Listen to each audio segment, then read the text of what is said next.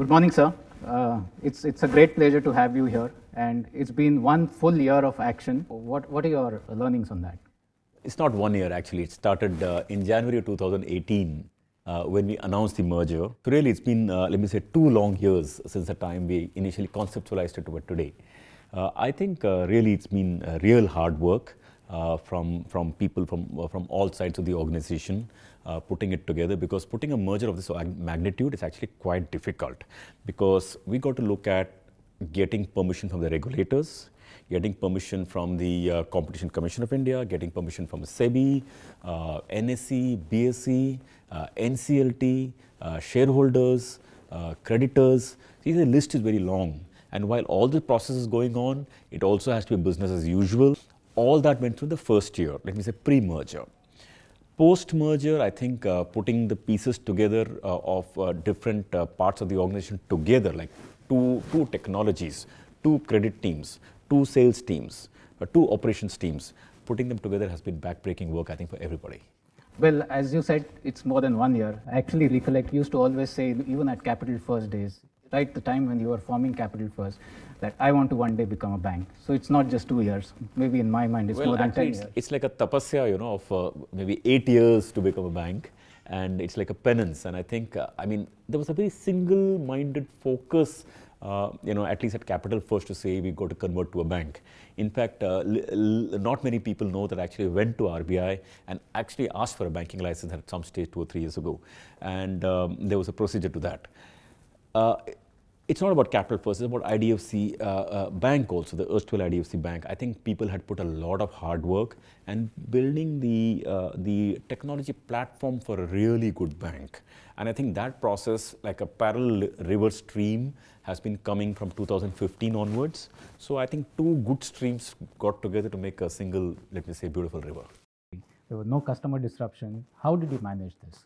See, it's not about my managing. I think all of us together managed it. The key thing is that actually in a merger, many times the customer disruption can happen when the day you put it together, because there are 2 call centers, 2 systems, and if the systems are not integrated together, you will not even get a single customer view. When you're giving a loan, for example, you need to have a deduplication, whether this customer has a loan from here or from there, and you need to get a single view of the customer. So there are a lot of complications that go behind it. But I think the preparation that led to the merger to December 2018, so to say, 2018, I think the preparation was really very good. In hindsight, we should be very happy that not only that we did not have any disruption at customers' end, but in the smell in the market about the merger, through the merger, after the merger, during the merger, the smell was very nice. So what about what rigor went into the merger? Because I believe during the merger there were daily reviews, and so how do you explain that? There were 2 things actually. One was business as usual. Something has to run, because the market's not waiting because we are merging. There is still got to grow, got to deliver. At the same time, I told you how many approvals to take for the merger. So rigor becomes very important actually. We had put up an integration management committee, and I was the chairman of the committee. I was the steering committee head. And, initial thinking was that we could meet once a week and the steering committee could handle discussions what happened. But you know what? We did a daily meeting about what's going on in the merger. And I think that sort of rigor we brought in was very useful. The other thing is that decision making was very, very fast. Because there's little time to evolve great amount of consensus about every decision. Is this platform or that platform, this technology or that technology? Should we apply to RBI for this or should we not apply? Is it a requirement, not requirement? Everything is on the edge. So when going through the process, speed becomes very important. And I think I found a way of getting around the speed by bringing a pole star away from us, which is basically the customer. But in a day, there were 24 hours. So how did you manage your personal life, and because there were pressures, so how did you go about it, sir? See, I was really very passionate always about building a great bank. When I left ICICI in 2010, I was public on record saying that, look, this is a non-banking finance company, someday we'll convert. I always feel that it is a great privilege to get an opportunity to work hard. It's not a burden. Work energizes me. So in that period of time, while business as usual is going on, my focus shifted to the merger. So my focus shifted to merger. So yeah, I mean, I was really keeping late nights like 12 o'clock, 1 o'clock. I'd be up at 5 o'clock in the morning and again figure out, my brain, even if I woke up in the middle of the night at 2 o'clock or 3 o'clock, even for a cup of water, glass of water, I'd be thinking about the merger. So, and then some idea would come. So I'd pull out my, mobile phone and I'd quickly scribble the idea that came in the middle of the night and I'd park it away. And 5 or 6 when I would wake up, I'd immediately text someone probably and get going. Having talked about the merger, I think how's our CASA growth been after the merger? Because many a times people talk about, the CASA numbers need to grow. That's one of the biggest challenges. Before we move to CASA, I just want to say one thing about the merger to everyone, all of our employees who listen to the program. Really, thank you very much for putting together, doing a brilliant job, putting together a great bank, all of you. The foundation of the bank that all of you have put together during the last 1 year, I really appreciate it. I think from this foundation, we can build a great bank from here. So thank you very much. Now, to your question on the CASA. Now, I think that's been one of the big successes for the bank. The CASA of the bank at merger was 8.68%. But the important thing is we covered very fast. So now, I don't think anybody would believe that in 3 quarters, that is December 18 to September 19, 3 quarters, we are now 18.7%. So we have guided for 30% CASA in 5 years. I'm telling you, we're going to outshoot it by a huge margin. So in that sense, will you be beating the most of the analysts in that case? I think we'll beat them like a wide margin. How do you see the loan book changing? Retail is a very natural business for us to do. Retail gives 2 benefits to us. One, it is diversified. For example, Capital First, for 9 years at a stretch, gross NPA was 2%, net NPA was 1%, always. These kind of benefits come only from retail. Second thing is retail is relationship with the customer. And once you have a relationship, you can do many things. So the general theme that we're working on is that we want to have a predominantly retail bank. What I mean by that, our liabilities should be largely retail, our assets should be largely retail. Now, that's how we're working to. Now, corporate banking also has an important role in the bank because end of the day, corporate is also a large growing place. There are significant opportunities in trade, in foreign exchange, in LCs, BGs, cash management. There are many opportunities there. And we want to be there, but we want to be there in proportion to our net worth, in proportion to our loan book, such that we have a diversified balance sheet. When you talk about retail and when you talk about diversifying the balance sheet, it also has impacts on NIM. So how have your NIM moved over a period of time? Our NIMs have actually moved really well. Pre-merger, standalone bank, our NIM was 1.56%. In 3 quarters, we are now 3.4%. And 3.4%, mind you, is a respectable number. It's like a good bank number. The way we are going, for us to be a 5.5 to 6% NIM bank is very possible. And I believe we will be one of the, higher end NIMs of the country as the years roll by. Okay. So recently you came back from an investor conference in Hong Kong. What are investors talking about India and in general there?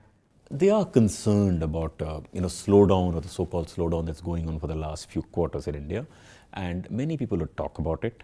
I think they're kind of making up the mind whether this is a structural issue, is going to last for long, or is it going to be a cyclical issue, which will come back.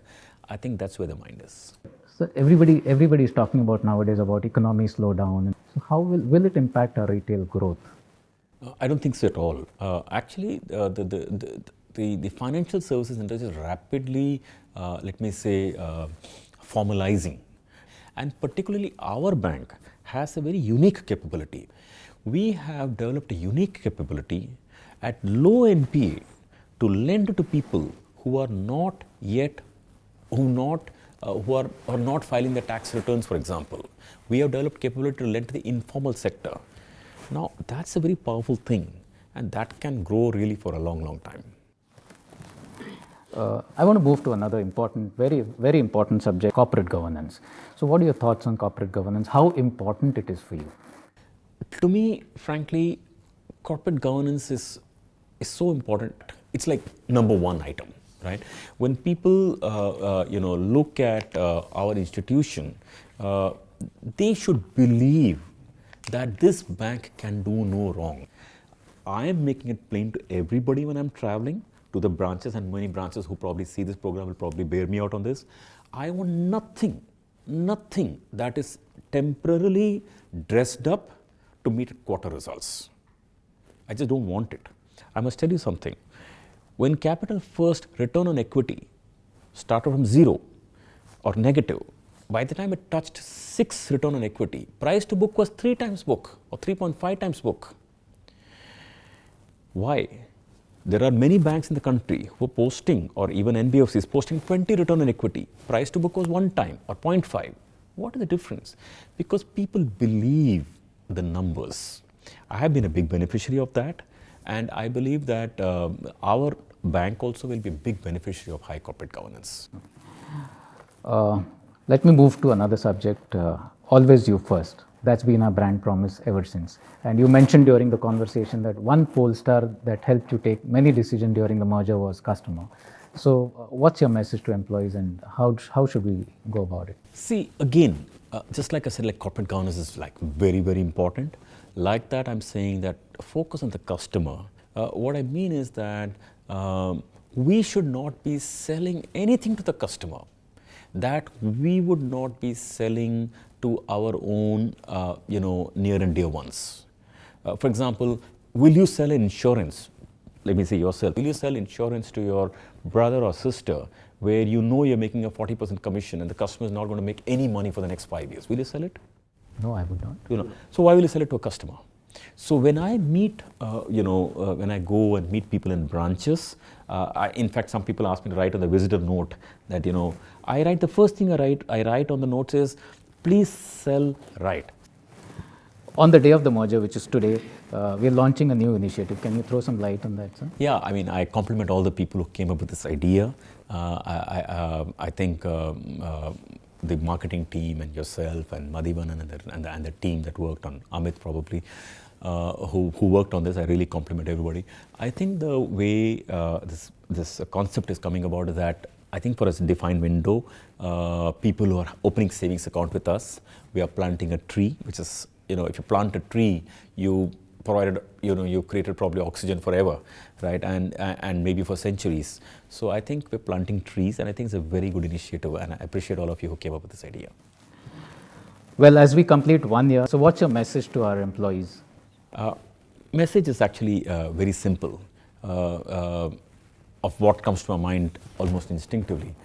I think that it's a rare opportunity for almost all of us in our bank to create an amazing bank.